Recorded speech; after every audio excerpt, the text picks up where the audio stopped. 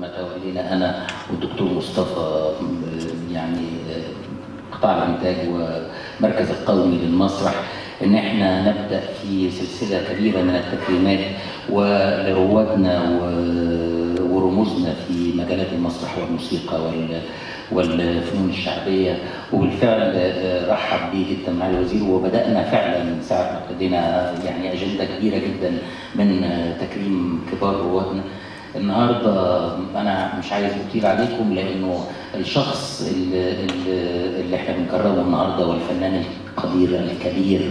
اللي احنا بنكرمه النهارده، انا كانت لي تجربه اخراجيه معاه، وكانت بطوله اتنين ما يحلمش اي مخرج في مصر ان هم يكونوا مع بعض على خشبه المسرح، الفنانه الكبيره سميحه ايوب والفنان رشوان توفيق. ومنهم في شهر بروفات او شهرين بروفات يعني وضعوا علامات على روحي،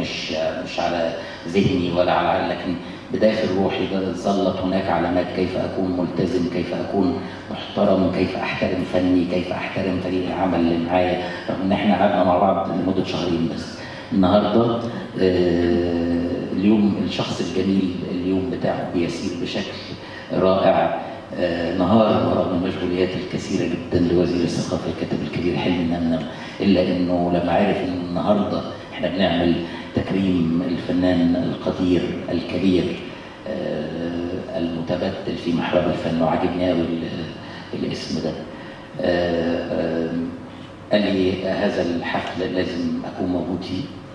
ولازم احضر هذا التكريم رغم كم المشغولات اللي قبل واللي بعد. فاسمحوا لي ادعو معالي وزير الثقافه